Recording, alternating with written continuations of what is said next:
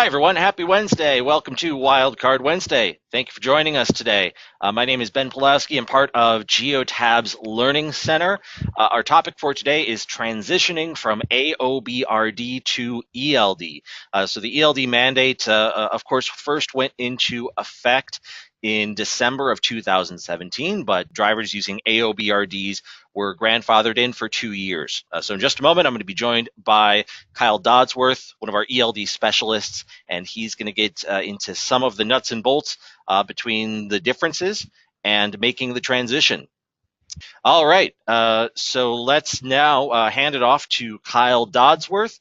Kyle, thanks so much for joining us on Wildcard Wednesday.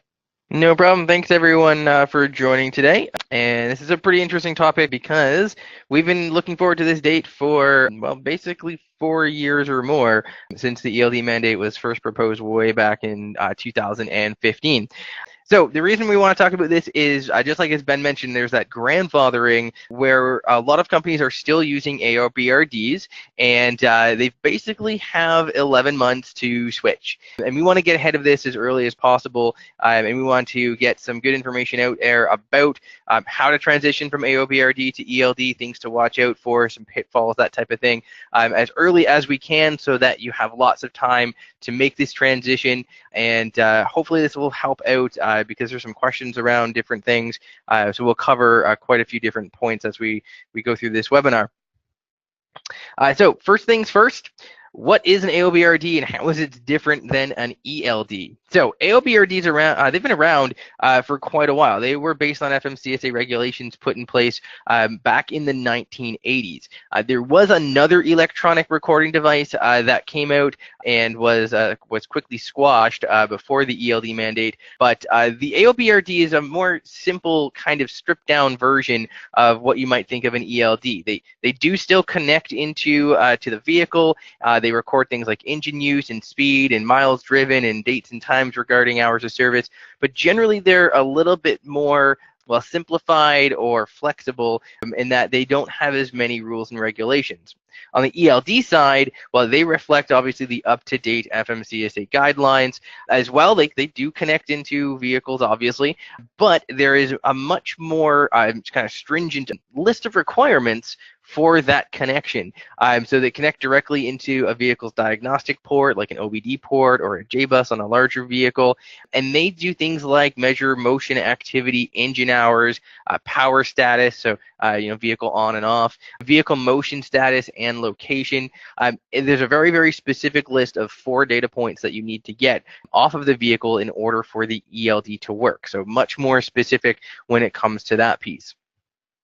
Beyond that, the fact that internal synchronization is more clearly defined in ELDs, another thing that an ELD does is it tracks information about where the truck is at each duty cycle change, so every time that you go into a different status, plus as you're driving every 60 minutes. It also grabs the location as well.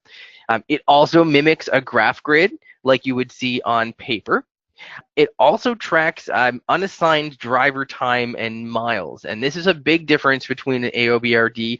Essentially, an ELD is going to always be listening for vehicle movements, and if the vehicle moves and it doesn't know who the driver was to assign that movement to, it's going to create an unassigned driving log. It also is something a little bit different in terms of automatic moving. So it'll automatically switch into drive just like it would for an AOBRD, but it also moves you out of drive automatically when the vehicle stops. That's actually a big help. The driver doesn't have to do anything, doesn't have to remember to go into off-duty or tell the system that he stopped. The system will automatically do that for them inside of an ELD. They also use a universal coordinated time, so that way no matter which ELD you're using, it all uses one set time, and then the time zone is a modifier. They also have enhanced resistance to tampering, so there's a few extra things on the technological side that an ELD has to track and monitor to make sure that there aren't things like odometer jumps, where the ELD has an odometer and then it has an odometer reading that is 50 miles higher without anything in between. That would be an odometer jump. An ELD is designed to catch that, whereas an AOBRD wouldn't.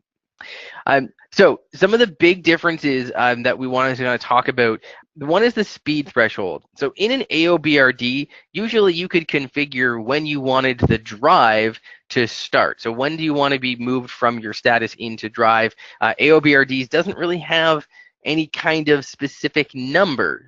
So a lot of times it's pretty high, like 20 or 30 miles an hour. In ELD world, it can be configured, but the maximum that you can put there is 5 miles an hour. So most ELDs just use 5 miles an hour because the only other option would be a smaller number than that. So most people would prefer the biggest number you can get, but that biggest number is 5 miles per hour. Also, for editing logs, we're more driver focused with an ELD. So if a log is edited by someone other than the driver actually has to go in and say that they approve. So they're responsible for those logs. You can't sneak a change past a driver. A driver would actually have to approve that change before it actually reflects inside of their log.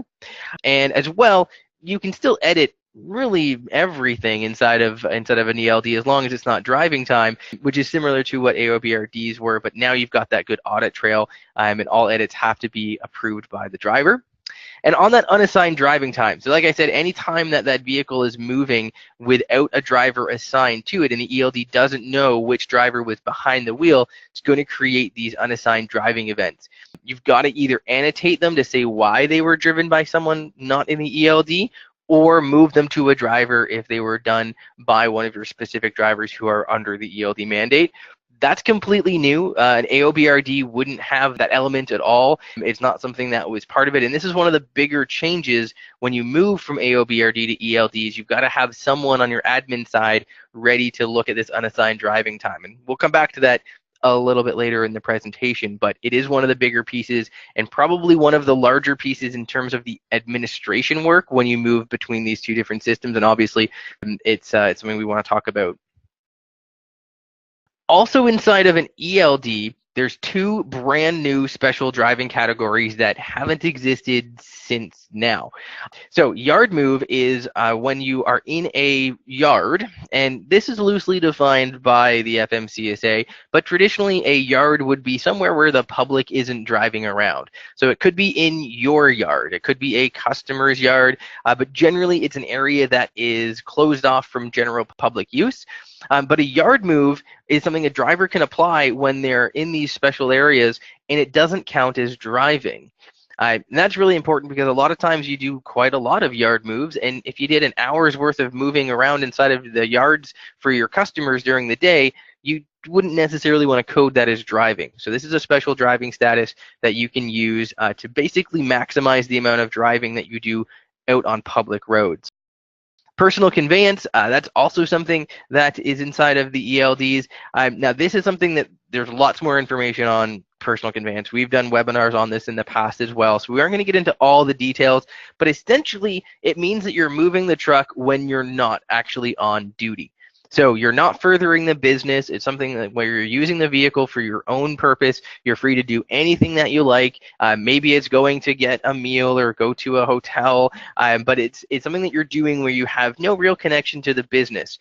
There were some changes to this recently at the end of last year where you can use it in some other scenarios. For instance, something new is that if you ran out of time on your clocks and you're at a site and you're getting loaded, when you're done, you can't stay there. You can use personal conveyance to move to the nearest, closest, safe place to spend the night. That's something that they clarified.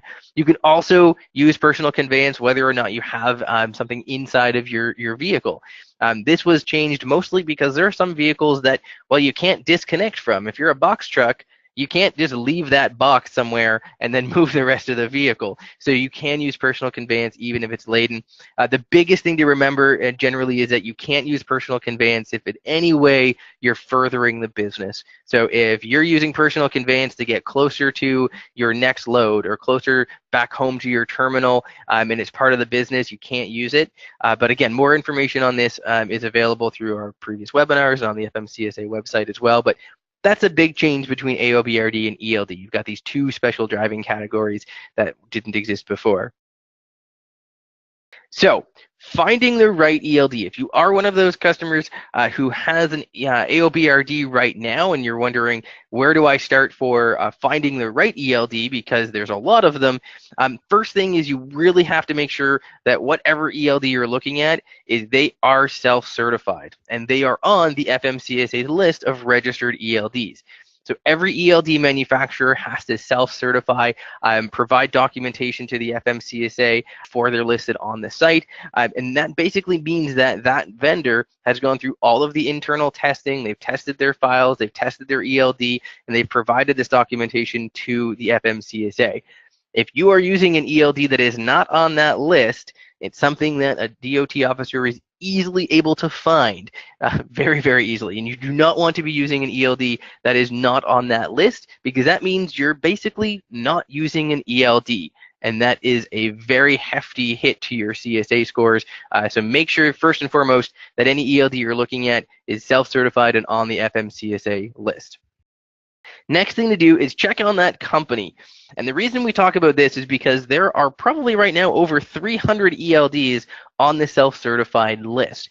A lot of companies are brand new, that they don't have any kind of history inside of this world. They may not have really any history with trucks at all. They may not have any history with GPS. They may not have any history with technology. They just jumped in to get into this world of ELD because the government told everybody to get them. So do some background on that company. Find out how long they've been in business. Look at their company structure if you can. Find out how many customers they have. How many devices do they have out there in the wild? Do you have any customer references or case studies? How many employees do they have? Do they have any engineers working on them? And that's actually a really important piece. There's a lot of technological kind of chutzpah behind an ELD. There's a lot of stuff that you have to go and find inside of the engine to pull into your ELD. There's a lot of marrying of data between GPS information and geofence information and geocache information, and all of this has to function very seamlessly, and there's a lot of moving parts. If there's no engineering at that particular company, there's a good chance they may not be able to marry everything together. Do they work worldwide?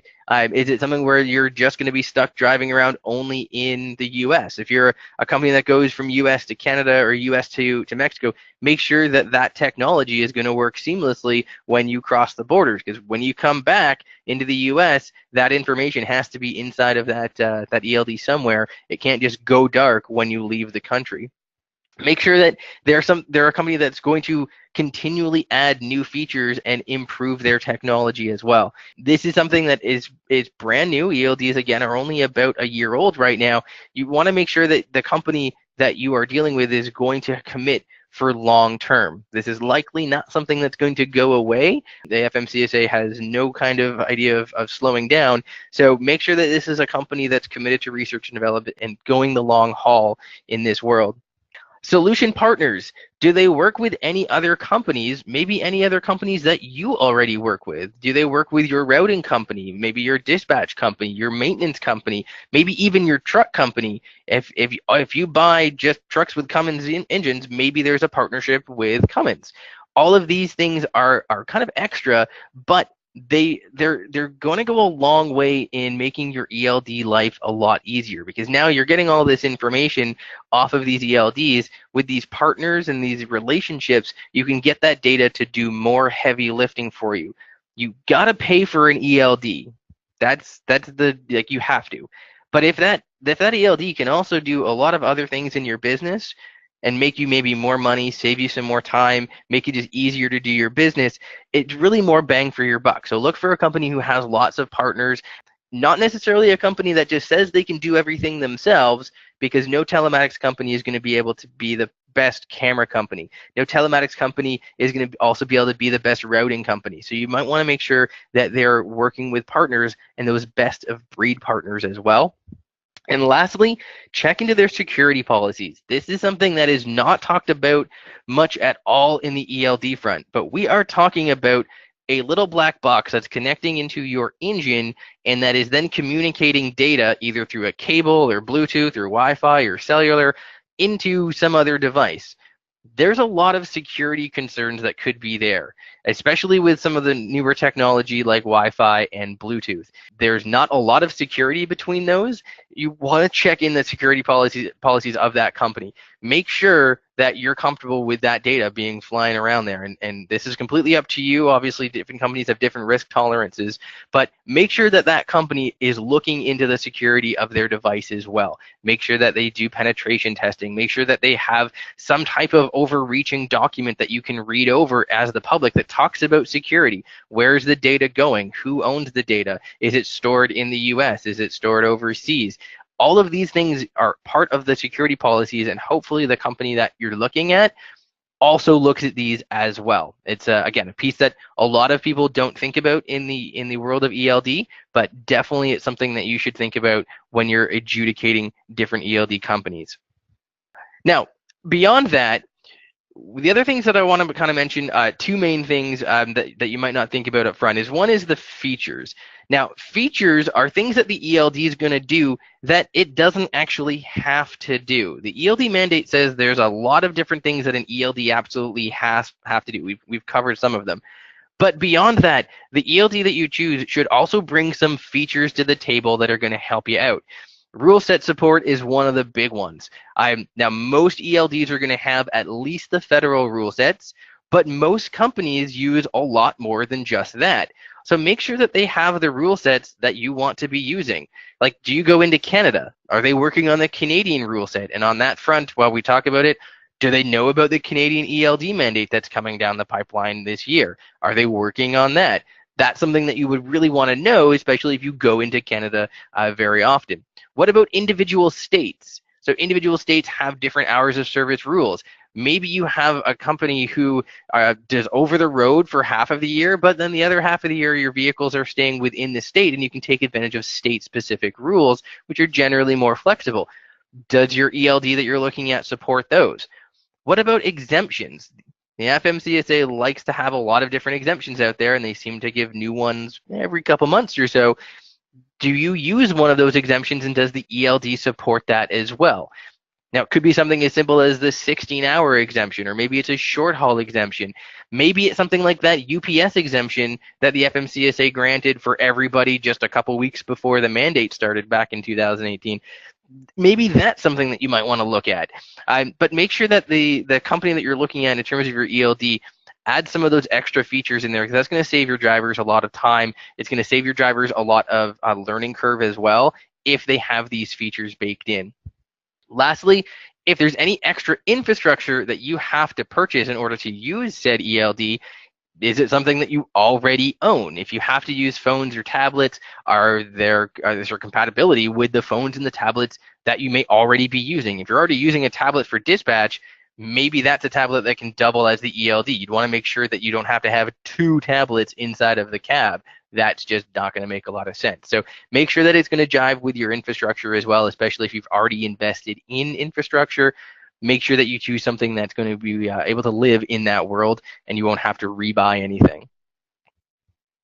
So once you've decided on an ELD or maybe a couple different ones, then you probably want to look at conducting a pilot program. Most larger ELD vendors will help you with this, but you really want to go in and have your fleet team go and do a pilot in terms of length. Well, maybe it could be a couple weeks, could be longer depending on your size. But we generally say if you can find some drivers who are maybe technologically savvy, maybe they're enthusiastic to jump into the ELD world because they're used to the AOBRDs and they know that there's some time savings and some ease of use there, maybe those are the ones that you want to get trained. Have them do maybe a 1 to 2 week pilot using the ELDs. And then from there, use them as your champions to then go and train the rest of your drivers, or at least help with your rollout when you are going to go into the ELD world and leave AOBRD behind. That's what we recommend. Here at Geotab, we have a pilot team specifically for this, and it's something that's going to make it a lot easier to switch if you have the company holding your hand as you go. As well, it means that you might be able to find some things that you may not like about said ELD, or maybe it doesn't perform as well as you like, and it's a lot better to pilot with an ELD while you still have AOBRDs as your main source of record, then just switch wholeheartedly into an ELD and then realize later that, oh, maybe we should have stayed on AOBRD for a little while or picked a different company. And I'll talk about that in a second why. So in terms of pilots, you can have very large pilots with lots of complicated steps, or you could do something simpler. We look at something that's just got 4 steps, basically pre-deployment, then do your pilot, and then do your training for your drivers, and then do your training for your back office staff. So this is a much simplified kind of transition plan for ELDs. You can be much more complicated if you like, but generally in pre-deployment, this is doing all of the things that we just talked about, picking out your ELDs, getting them installed. Also, really good idea, review your HOS policies and make sure they align with ELDs, make sure they align with some of the new things that ELDs are going to involve, like special driving statuses and things like that. So obviously you want to keep everyone in compliance, so make sure that you're aligning yourselves. Then do your pilot. So when you do your pilot, you're going to pick your specific driver, set them up with accounts, make sure they can log in, make sure they can use it, and make sure that they have the documentation in the cab as well, get them used to what they might be doing for ELDs. In this stage, it's usually a good idea to also have a letter that is from your company that you can give to the drivers that they can then show to officers that say that you're just piloting an ELD, you're not using it for your actual record keeping. Your record keeping is still an AOBRD or your system of record. That's just in case they do get pulled over. We want to make sure that they know they're still on AOBRD for the record keeping, and that's what the officer is going to do, just to remove kind of all doubt. Once you're through your pilot process and you've chosen your ELD, then you've got training. So 2 different classes, driver training. So this is for all of your drivers, making sure that they know what the differences are between AOBRDs and ELDs. Make sure that they know those big differences, like how it changes automatically back and forth and those special driving statuses. Make sure they know when to use yard move, when to use personal conveyance. Make sure that matches up to your HOS policy. And really important is make sure that they know what to do when they get pulled over. We talk to a lot of enforcement partners through our organization, through CVSA and Transport Canada here in Canada, and we've heard a lot that a lot of drivers don't know what to do when they get pulled over with an ELD. Sometimes they don't know the difference between an AOBRD and ELD. And the more that the drivers know and they know exactly what to do in the proper methods when they get pulled over with the device they have, the easier it's going to be. The goal is that getting pulled over inside of the ELD world should actually be a lot easier than in the old paper or AOBRD world. It should be really, really simple and save a whole lot more time. That's the idea. So make sure the drivers know that. And then on the back office staff, then you want to make sure that your back office staff knows where to find the data. You should have a portal or some type of back office system that you'll be able to access as an administrator of the system, how to add users in, how to change users, how to look at their logs, how to edit their logs. Another big piece too is make sure that they know how to transfer the logs to the FMCSA if there's an audit. So another piece of the ELD mandate is that there's a back office transfer mechanism. Make sure that they know how to do that in case of an audit, whether it's a safety audit or something like that. You want to make sure the back office knows how to do that. So driver training, just a quick slide to talk about some of the things that we talk about when we train drivers. Make sure they know how to log in and log out. That's really important because that's telling the ELD who that person is so that we can assign logs to them. Make sure that they know how to edit and use annotations. Annotations used to just be writing at the bottom of the page on paper. Make sure that they know how to do that in the equivalent form inside of the ELD. FMCSA has always said, when in doubt, annotate. Make sure they know how to do the transfer. Make sure that they know how to do the backup, so the display if the transfer fails. Make sure they know about unassigned logs and how that works in your particular ELD, how to grab them, how to assign them to themselves, how to verify records. That's another piece that's in the ELD. Make sure that they know how to go and look at their duty status logs and flip through different pages and see the graph, that type of thing. Make sure that they know about diagnostics and malfunctions. So that's the side of the tampering that I mentioned earlier about ELDs. The ELDs are basically coded to know if things are going wrong. So if they're missing data or if something's kind of wrong with that ELD, there's going to be a diagnostic and a malfunction shown to the driver. Make sure they know what to do when they see that. It's not the end of the world. There are steps, and your ELD manufacturer will have an actual guide that guides the driver what to do if they see one of these in the ELD. And on that topic, make sure that the drivers know what documents they have to have in the vehicle and where they are. Those documents are specific. There's 3 of them that they have to have. So every ELD manufacturer is going to have a transfer guide, a malfunction guide, and a driver manual. They have to be in the cab either in hard or soft copy form. It's one of the easiest things that an officer is going to look for and ask for in an inspection. And you want to have those right at hand because it's an easy way to lose a couple points on an inspection. And most officers we've talked to will ask that immediately because it's an easy way to determine if the driver knows that he's got an ELD and knows how to use it. Now, on the back office side, make sure that you know there's got to be like a knowledge base or like a manual or an FAQ or something like that for your particular ELD. Every ELD is a little bit different, so make sure that you know where to access the help and support for yours, how to set up new drivers in the system, how to modify them. Make sure that you know how to go and look at logs, and if there is a violations feature of that particular ELD, how to find those. And then how to process unassigned logs. Probably the most important one is where do unassigned logs go? How do you go and annotate them? Are there any special features or filters or ways to help you with this? Because that is one of the biggest time sinks for an admin user. If one of your drivers forgets to log in an ELD in a particular day, all of that driving, those many hundreds of miles, are going to generate multiple unassigned driving logs in the system, and you're going to have to go and figure out who they are supposed to go to and send them over or annotate them. Make sure that that you find out exactly how to do that as part of your admin training. And the reason I say this is because if you leave unassigned logs and don't clear them up and effectively do something about them, they will actually show up in a transfer as a potential diagnostic or malfunction. And that could be a tip-off to an officer that drivers haven't been logging in and therefore they're not tracking their time. And you don't want to get into that kind of world at all. So make sure that you know exactly how to manage all of these unassigned logs, and then make sure you do that so that it doesn't impact your drivers when they're on the roadside. And then also, when there are issues, what type of troubleshooting do you go through? Is it something that you can do entirely on your own? Is there a troubleshooting guide available? Would you have to use support from the ELD manufacturer for that? What types of options do you have? Make sure you know that, mostly because if an ELD does go dark for any kind of reason, you have a short window to fix it. The FMCSA basically gives you 8 days to fix that, where the driver can go 8 days on paper, and you can get an extension. There are ways to get an extension through the FMCSA, but if there is an issue with an ELD, you do want to try to fix it as fast as possible. Now, when to switch? This is a big question because right now using an AOBRD is perfectly fine. So you don't have to switch, but December 16th, 2019 is the date. Now, there was some revisions to the way the FMCSA had this grandfather. Basically said if you have an AOBRD in your fleet, as long as you have one vehicle with an AOBRD, you can keep using it in that vehicle, and you can even install that same ELD across the rest of your fleet, even if it was after the 2017 deadline.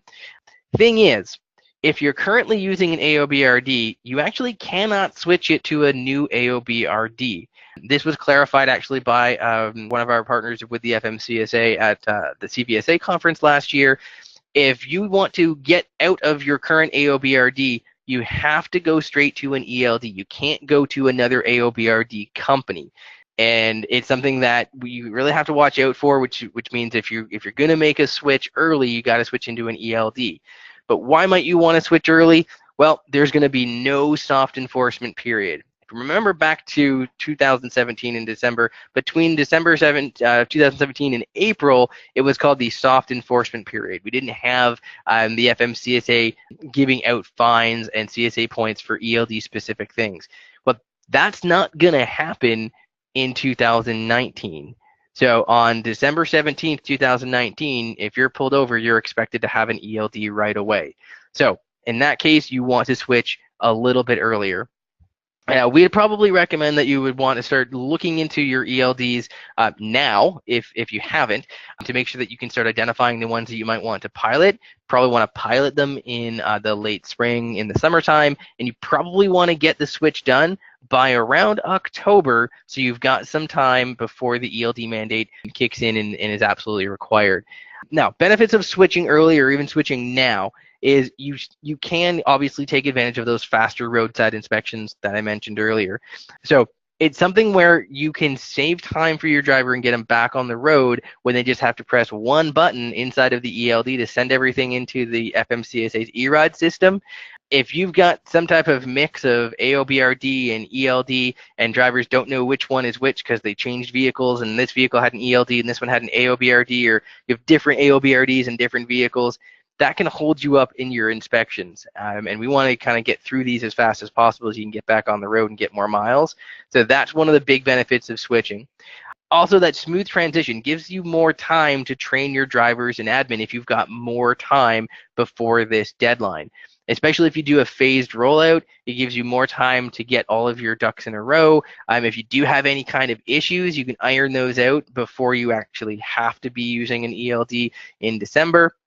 And most ELDs give you way more information than an AOBRD would. So you can start looking at all of those extra features in your ELD faster. So things like, I'm going to talk about the geotab features a little bit here, but driver behavior. So that's tracking things like speeding and harsh cornering and harsh braking.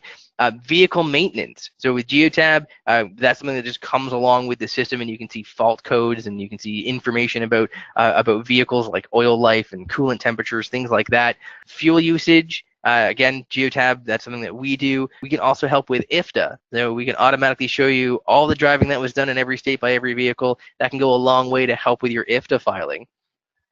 Vehicle locations and vehicle tracking. So that can tell you exactly where your vehicles are, how long they're going to take to get to their destination. It's going to help you with dispatch, going to help you with load planning. All of this is stuff you're going to get right away. And again, if these features are those extra value adds that the ELD brings, you're actually getting the value of all of that. And then the ELD stuff is kind of free. So it is something that you can look at looking at switching earlier, because it's going to further your business and maybe save you some more time, make you more money while you're working on this ELD piece. And then by the time the deadline comes, you've got everyone on ELD, and you have no worry that on the 17th of December, you end up with a fine for not using an ELD. Now, some common questions we get about ELDs, and probably the most important one and the biggest one that we get is, will the ELD automatically report hours of service violations to the DOT or the FMCSA? And the answer is no. Now, while the ELDs usually have a feature that show you violations and upcoming violations and things like that, that is just for your information only. No ELD sends violations over to the FMCSA. There's actually no possible way for that to happen, because there's no mechanism for us to do that inside of the ELD mandate or the technical specifications anywhere. So they're just for show for the driver, just to show for the admin. The data that we send is purely just the status data and the information that we're required to. We're not required to do any kind of violation reporting. We don't want to help the FMCSA officers do their job. They still have to find violations pretty much the old-fashioned way using the EROD system. Now, another one is, how accurate are ELDs? Now, ELDs measure down to the second, so they're very accurate. And that's actually a good thing, because you don't have to round up to the nearest 15 anymore. So if you are stopped and it's a 5-minute stop, it's an actual 5-minute stop. It's not going to use 15 minutes more of driving, or you don't have to round it to the 15 mark, so you don't end up using extra driving time when you are actually stopped. Sometimes we get questions about what can actually be manually changed. And yes, you can do manual changes in the system.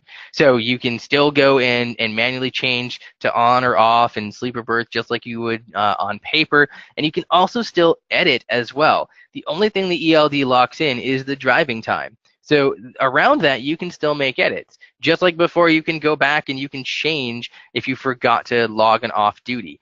You can definitely do that inside of an ELD, and it's perfectly fine. Another one that we get is, can ELDs automatically stop the vehicle from moving if they are in violation? And the answer to that, at least for every ELD that we've ever seen, is no. That type of technology, while I guess theoretically exists, that's not the device's purpose whatsoever. That would not be a good idea, because you might end up with a driver stuck on the side of the road. That's not something that we've ever seen any ELD do. Ours certainly doesn't do that at all. It's really just there to record information about the records inside of the mandate. That's all it's meant to do. Only supposed to be records of duty status. I'm not going to do anything fancier than that, and certainly not going to go and stop the vehicle from moving if it detects a violation. All right, so that's a little longer than usual, so I apologize if we're running out, running over there. But if you can find any good questions in there, Ben, that might be good to talk to everyone about. Yeah, of course. Thank you, Kyle. First of all, just want to clarify that everything we're talking about in the presentation today applies to the USA only. Canada ELD is we're still waiting on the mandate there, so this is all US. Anything to add to that point? No, so we are definitely waiting. The good news is the Canadian ELD mandate is, at least in its draft form, quite similar to the US. There's a few differences in terms of there won't be really a transfer mechanism, probably not going to be a self-certified situation. There might be something a little bit different. And obviously the big difference is the rule sets in Canada, especially the provincial ones, are vastly different.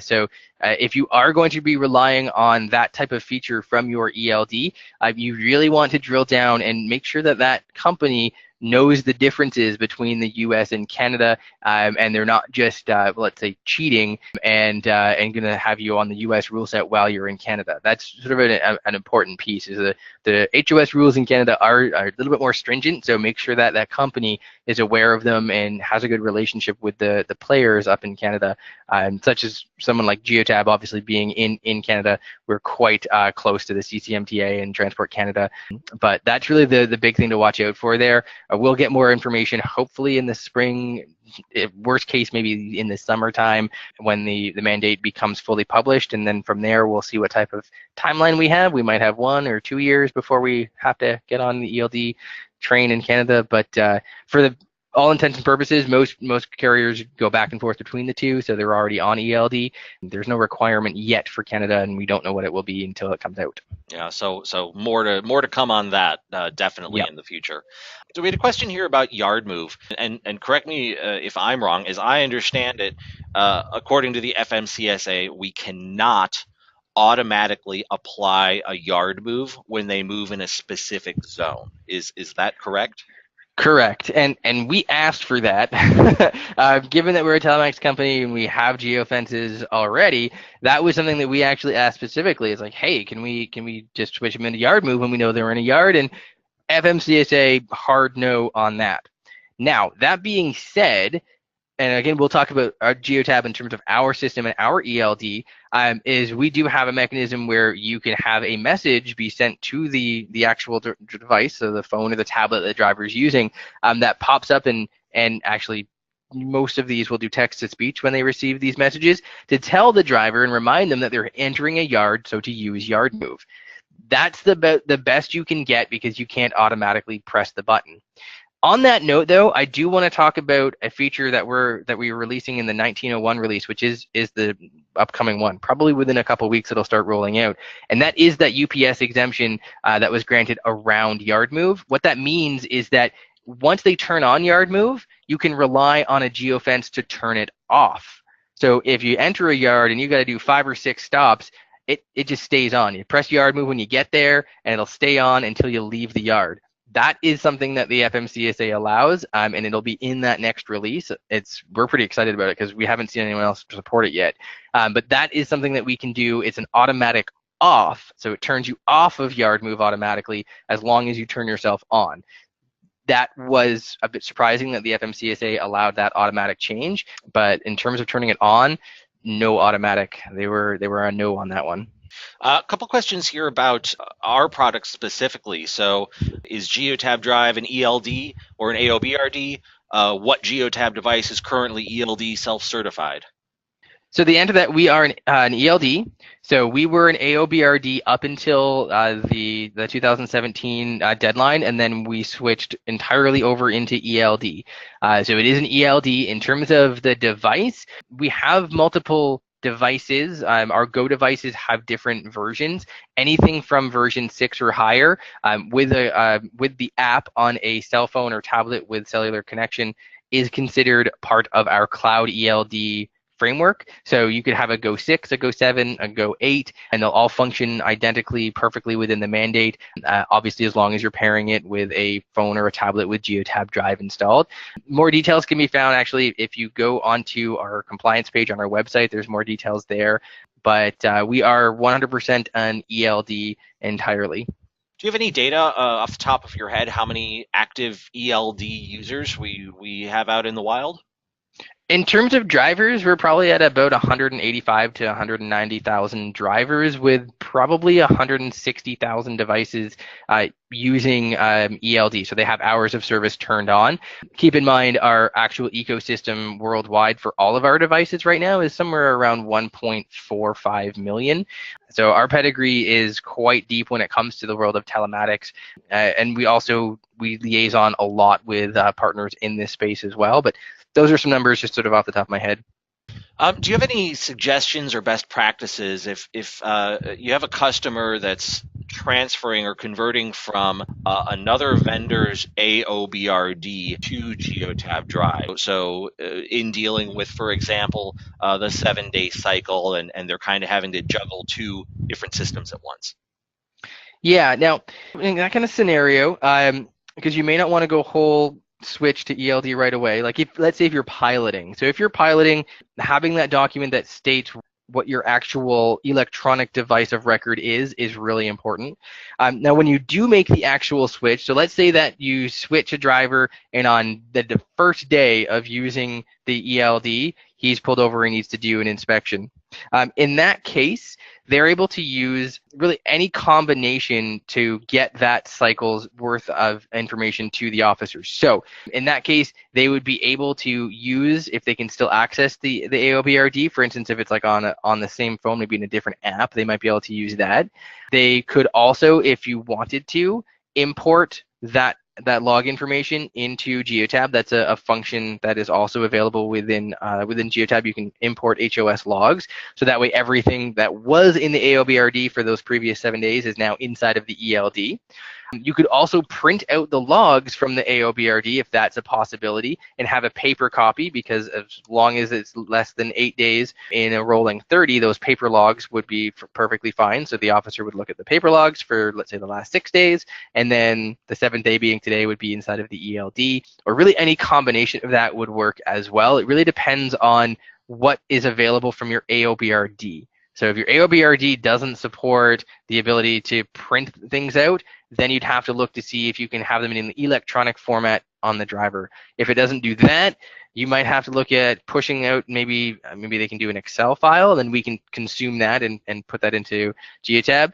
The worst case scenario, if you can't do any of that, would be to have the driver manually rebuild the logs inside of GeoTab that first day. And sometimes that has to be the case because the AOBRD is just too simple to really do any other options at all.